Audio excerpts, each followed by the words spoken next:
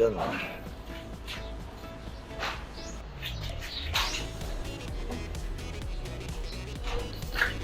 Yun, ito testing natin ang unit na tactical. Madumi na yung pump ko kasi hindi ito nagagamit.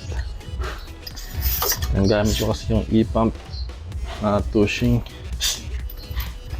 So yun, gusto ko lang i-test to para makita ng may-ari na yung unit niya is ganun pa rin. Kung mayroon leak, i-test natin. Yun, magkakarga ako na ito ng 10 pump lang. Yan, wala yung laman. Yan o. Yan yung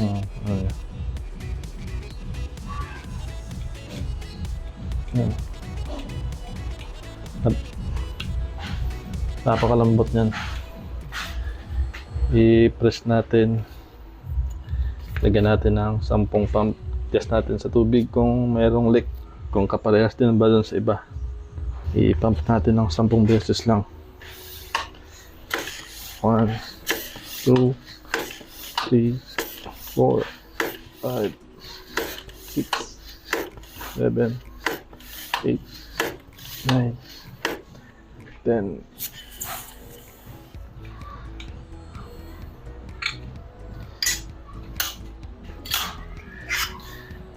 Yan, pagkatapos nito, i-set natin sa 50 meters. I-test natin yung tama ng tangke niya.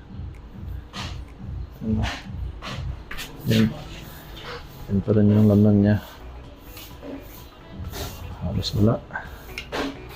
Subukan natin na i-tapukin ng flyer kung mayroong tubig.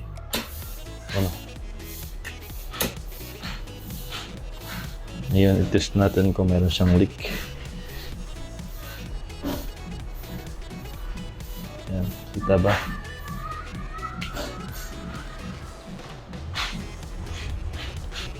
Wala.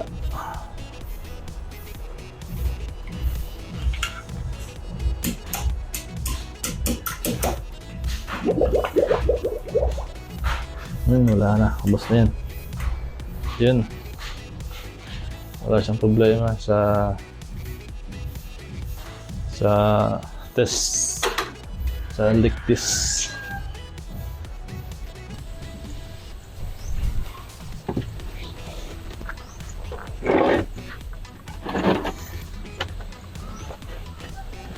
Yan, i-testing na natin itong Kaiser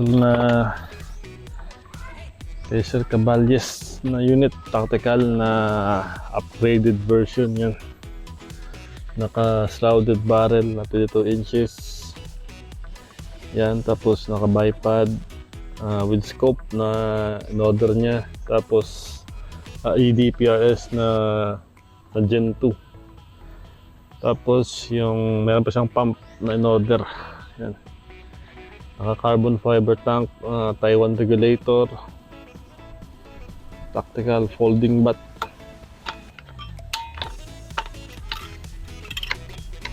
Yan, tapos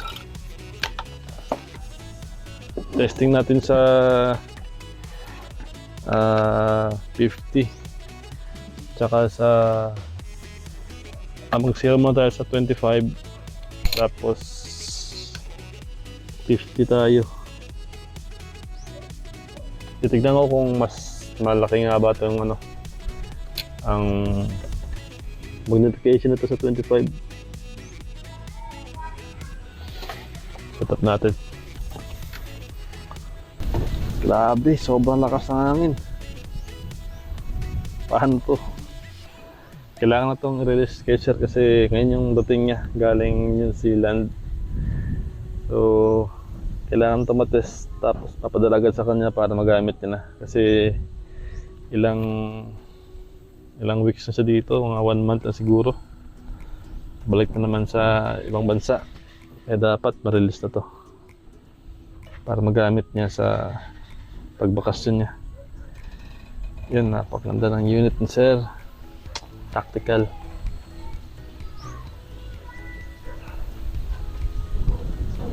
Ganda ng scope oh. Carbon fiber yan. Yung sleeve niya.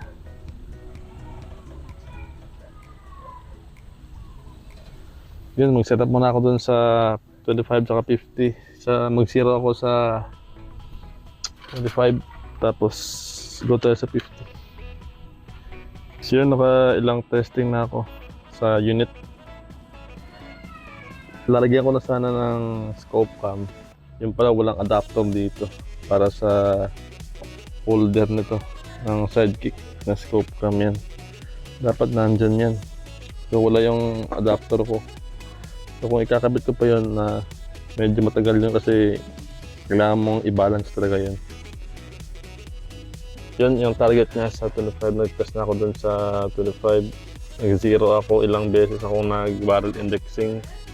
Naka-4 na baklas ako dito. Yan na yung saktong ano niya. In-adjust ko na lang ng konti kasi hindi siya mahabol. Yan, nasa gitna yung dot. Diyan yung position niya. So yun, meron doon tama sa 25. Nag-zero lang ako sa 25. Wala akong scope cam kaya papakita ko lang dito sa inyo. Yan sa left side, yan yung tama niya. Sa 50, yung tamang 4 sa ilalim.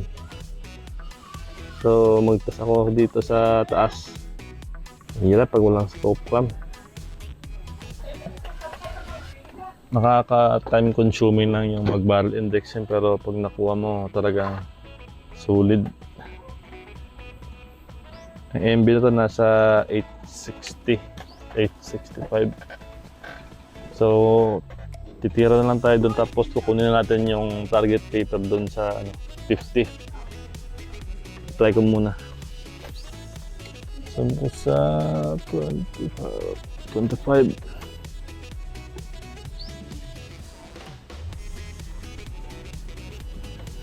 Subukan ko doon.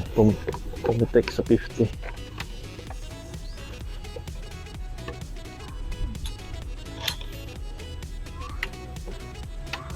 Muna, dry shots muna sa dulo. Yan. Sa taas, sa unang dot, may drop to mga 1, nasa 1 slash siguro.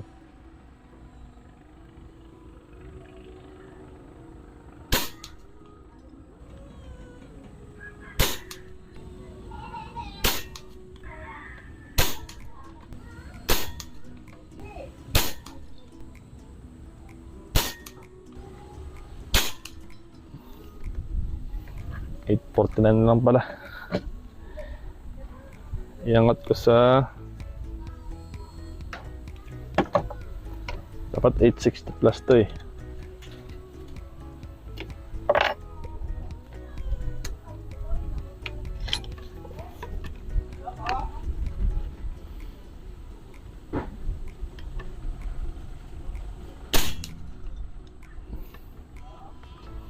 $893 agad.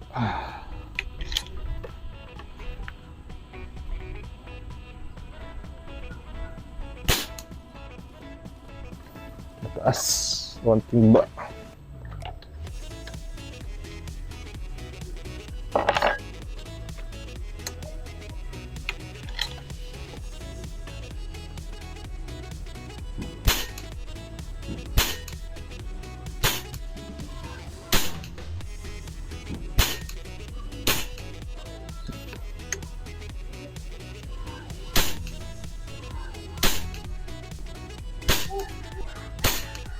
Sumpo, ganda ng tama. 860 yung MB. Pakita ko sa inyo. Yung live talaga, walang cut. Yung live. I-set ko muna to sa pinaka ano niya.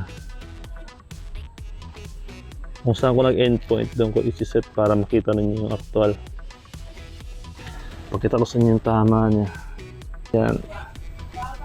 Ang tama ko sa taas yun yung testing kanina, pati sa right side. Yung tama ko ngayon na 10, yung nasa ilalim.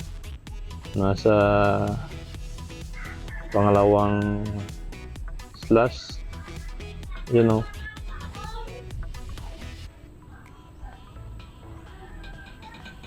Yan, sa ilalim. 10.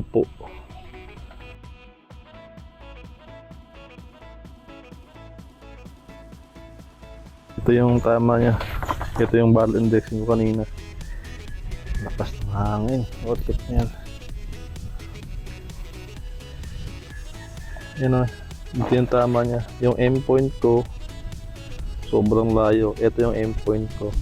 Yan. Dito naka-center yung dot sa gitna ng crossers ko. Pero yung tama niya, yung etong tatlo kanina.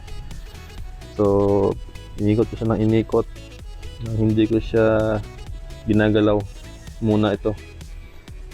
Yung center niya, tsaka yung center nito. So, nung malapit na, dito na yung ito na yung aim point ko. Dito na siya tumatama banda. Kaya nag-adjust na ako dito ng konti lang. Hanggang dito. Tapos baba dito.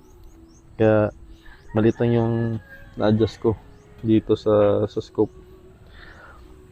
Kasi kung dito ako mag-a-adjust, sobrang layo. Dito yung aim point ko, tapos ito yung point of impact niya. Yung barrel indexing talaga napakalaga pag nag-release ng unit kasi makikita mo yung tama niya na hindi talaga maganda pag hindi naka-barrel indexing. Ito ang 50. Yan. Ito testing ko kanina sa barrel indexing din. Sa yun yung aim point ko. Nga ito. Yan. Sa 25 meters, ito yung tama niya. Sa 50 sinubukan ko, ito yung tama niya. Ito yung aim point ko sa dulo. Ito yung tama niya sa dulo. Tapos sinubukan ko lang siya kung saan siya tumatama sa 50. So, ito yung aim point ko din. Ito yung aim point ko, tapos ito yung point of impact niya. Ito, nag-adjust ako ng konti sa scope. Yan. Ito yung napunta dito. 3 shots lang, tapos inikot ko na siya sa position na ganyan. Yan. Tapos yung testing ko, ito ganun din. Ito nasa 7 shots yata to. Ito. Yan. Ito yung unang groupings ko na yung MB niya nasa 840 lang pala. Yan. Kapit naman siya yung yan sa piso. Nung in-adjust ko siya sa 860 na MB, ito na yung tama niya. Hindi ito kasama yung dalawa. Ito 10 ito. Yan. 10 yan. Meron dalawang nasa labas. Or isa.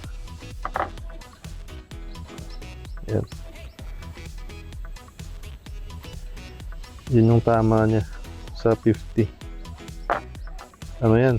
Talagang hindi siya edited na kung ano talaga yung tama niya sa ganitong kondisyon, sa ganitong kahangin.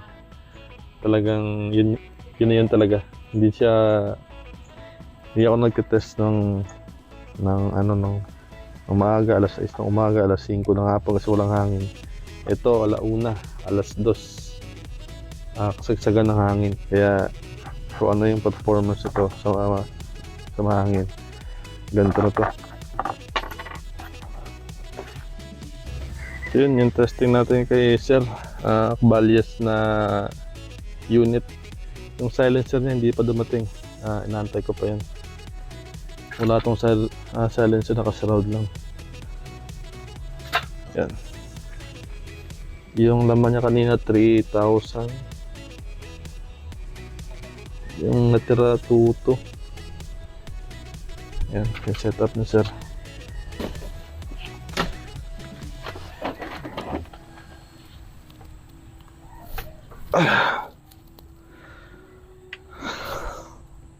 Mahirap mag-testing. lalo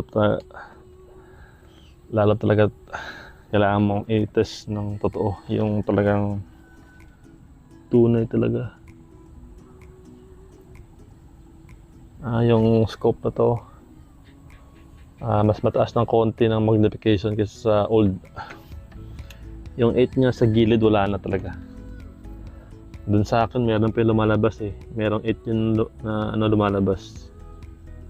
May lamang pa siya na isang slash sa gilid, tapos 8 slash. Ito, yung 8 halos hindi mo na makita. EDPRS na Gen 2. Yan. Sa mga naghahanap pala sa amin ng COD, wala kami COD. Kaya wala talaga. Doon lang sa mga matitiwala sa amin, yun lang yung makaka-avail. Pag kasi COD, wala eh. Saka kung scammer kami, malamang na-report na. Yan lang.